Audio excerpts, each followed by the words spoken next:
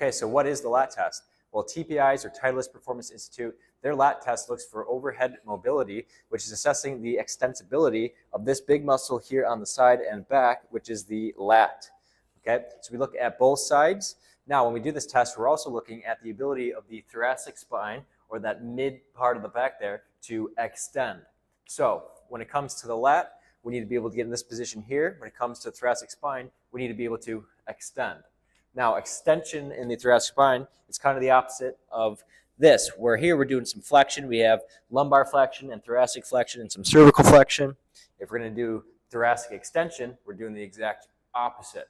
Now, it's important. A lot of times, a lot of people will hinge at that low back, and their kind of rib cage in that mid back is just kind of coming along for the ride, right? So they're getting motion here, while everything up here is staying kind of stacked. We're not getting that relative motion of the thoracic spine. So instead of just hinging through here, thoracic extension is much more subtle, but it's an extension through that part of the back like that. A lot of people are limited in that type of motion.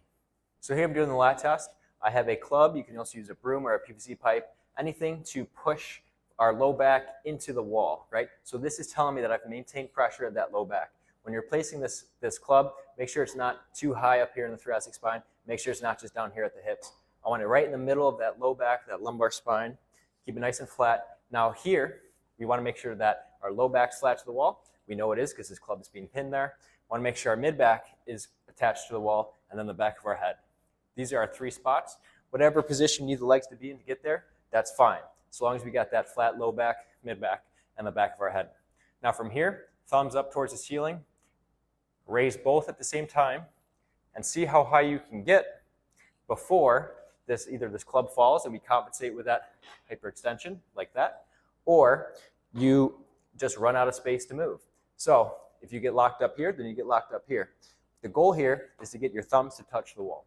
Okay, so after doing the lat test, if I'm getting tension here towards the insertion of that lat on the humerus, I'm thinking this might be an insertional type of tightness in that part of the muscle belly of the lat. Now, this doesn't rule out the thoracic spine for an extension issue, but I know to look very closely at that lat as well as that T-spine to make sure that both are working.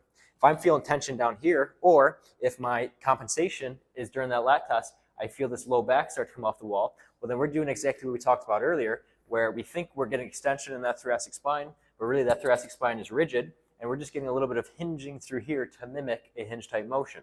So instead of, when I come up, instead of my thoracic spine be able to maintain this extended position, I compensate as I would normally do, maybe during a golf swing, and we bring this low back into a hyperextended state instead of getting that motion through here. Now I know I'm really going to look at that thoracic spine. We're going to take a very close look, as well as looking at that lat for extensibility issues. Now, why is this important for the golf swing? Well, we need the lat and we need that thoracic spine to be able to extend in these positions, especially at the top of the backswing. So as we come up through here, we need especially this side lat to be able to be extensible, to be able to stretch to get me in this position here.